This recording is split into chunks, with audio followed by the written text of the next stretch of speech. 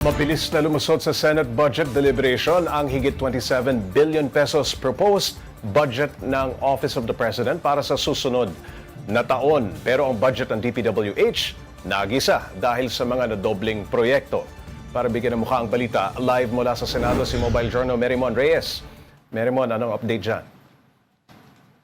Pops J, wala pang 5 minuto ay naaprubahan agad sa Senado ang hinihiling na budget ng Office of the President para sa susunod na taon. Kumpara naman yan sa pagsalang sa proposed na budget ng DPWH na umabot ng hanggang 6 na oras o halos 6 na oras at inabot din ng hanggang madaling araw.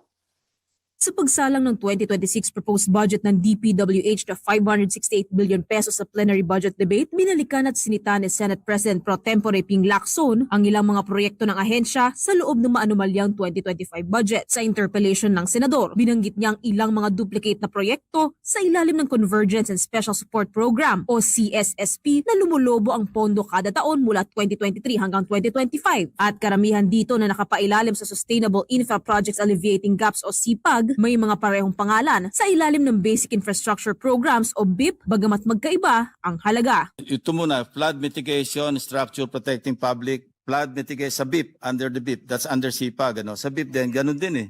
Flood mitigation structure, meron na siyang 9.4 billion sa NEP, nasiro siya sa GAB, pero nabuhay siya rito sa 2026 sa NEP BIP.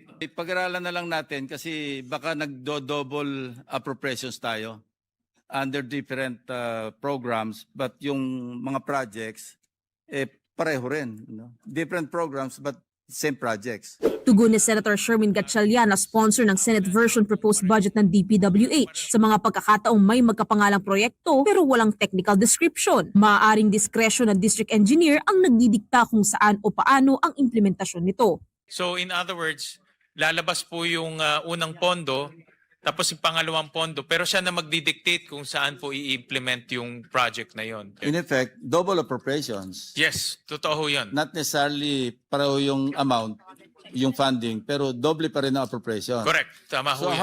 how did they deal with that?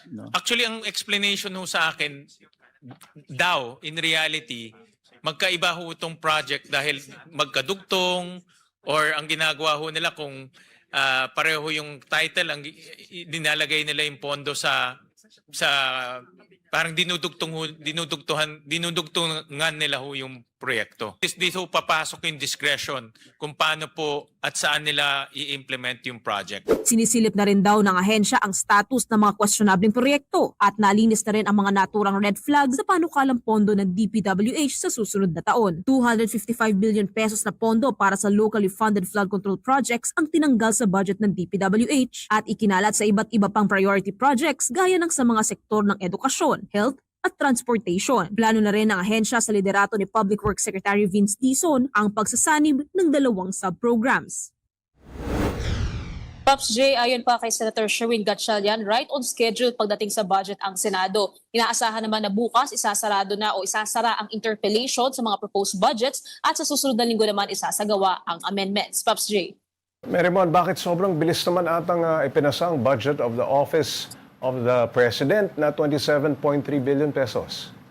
Oo, Pops J, sa pagsasalita kanina ni Senator Jinggoy Estrada sa plenaryo, institutional courtesy rin ang dahilan. Kaya sa loob ng 5 minuto tulad din noong isinalang yung proposed budget ng OP sa Senate Finance Committee level, naging mabilis talaga yung pag-approve nila dito at nirerespeto rin daw nila yun. Maging yung pag-increase nito ng around 66 million pesos na malaking factor dito ay yung pag-host ng bansa ng ASEAN Summit for next year, pati yung mga related meetings dito na base sa huling inireport ng OP, mukhang kailanganin ng around 17 billion pesos. Pops J. Merimon, gaano katagal naman ang naging pagpupulong para sa budget ng DPWH? Ano yung nakitang double appropriations sa mga senador? Pops J, huli na isinalang kasi kahapon yung DPWH pero nag-start around 8 or 9 o'clock PM at natapos ng 2 AM ngayong araw. So more or less 6 hours yung titinagal ng pagsasalang sa plenaryo ng budget ng DPWH kung saan na-flag nga rin ulit ni Senator Ping Lacson itong mga tinatawag o nasasabing duplicate projects sa questionable kasi maaari raw na magkaroon na o nagkaroon ng double appropriation sa pondo kaya nais niya rin magkaroon ng paglilinaw sa mga ito kung na-enforce na ba, na-implement na ba yung mga proyekto o may kailangan pang i-flag o tanggalin. Kaya ang nasabi rin dito ni Sec. Vince Dizon through Senator Sherwin Gatchalian, iniimbestigahan nila itong mga duplicate projects at titingnan nila kung may justification ba yung existence nito doon sa dalawang sub-program ng DPWH o kailangan talaga siyang tanggalin dahil maanumalya o questionable ito. Paps J. Meron cleared na sa COMELEC si Senator Cheese Escudero kaugnay ng natanggap umano nitong 30 million pesos na campaign donation mula sa contractor na si Lawrence Lubiano. May sagot na ba dito si Senator Cheese? Oo, Paps J, naglabas ng statement kanina si Senator Cheese Escudero at lumalabas na ikinagalak niya itong ruling o desisyon ng COMELEC at sinasabi niya doon sa statement na simula pa raw noong kanyang pagtakbo taong 1998, nagko-comply na raw siya sa mga election laws or rules and napagtibay ng ruling ng COMELEC yung tiwala niya sa mga institusyon at na-reinforce daw nito yung kanyang commitment sa kanyang serbisyo publiko. Paps J.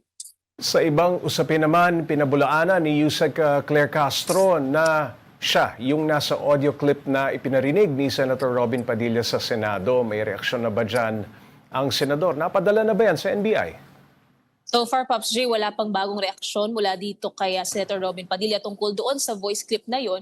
And inaantabayanan din natin kung naipadala or ipapadala pa lang itong voice clip sa NBI for verification and authentication.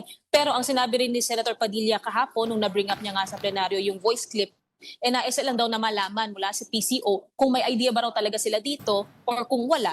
Kaya doon pumasok sa usapan na sinuggest nila SP Tito Soto, maging ni Senator Loren Legarda na ipadala na lamang sa NBI para ma-double check, ma-verify kaysa raw sa magbabanggit ng mga pangalan na maaaring maging unfair doon sa personalidad na sinasangkot sa voice clip. Paps J. Meremon, isang paglilinaw. Si Senator Robin Padilla ba mismo kumbinsido na si Yusek Claire yun, yung nasa boses na yun, ang audio clip? Oo, Paps J, nung tinanong ni Senator Loren Legarda para daw ma-put on record, sino raw ba talaga yung yung tao na nagsasalita doon o yung nag-uusap na dalawa doon sa voice recording, ang sabi ni Senator Robin Padilla, sa nakuha niyang impormasyon, hindi niya sinasabi direktang yun yung alam niya. Ang nasabi raw sa kanya, yung nagsasalita raw ay ang nag-uusap daw ay vlogger, pati rin daw itong si Malacanang Press Officer Yusek Claire Castro. So kaya niya rin na-bring up yun, gusto niyang tanongin yung PCO, which nandoon si Secretary Dave Gomez kahapon, kung may idea raw ba sila doon. Pero doon na rin napasok na nga yung usapan na sinuggest sila SP Soto na mukhang magiging unfair to kay Yusek Claire, kaya ipadala na lang daw sa NBI para ma-verify. Paps J. So mismong si Senator Robin hindi sigurado kung si Yusek Claire ngayon? Mayroon siya, ang sinabi niya kasi, ang nasabi raw sa kanya. So hindi niya direktang sinabing ito ay si Yusek Claire. Ang sinabi niya, ang nasabi raw sa kanya, yung nag-uusap doon o yung conversation na nandoon sa voice recording was between Yusek Claire Castro and mga vloggers daw. Alright, klaro. Maraming salamat, Mobile Journal, Meremon Reyes.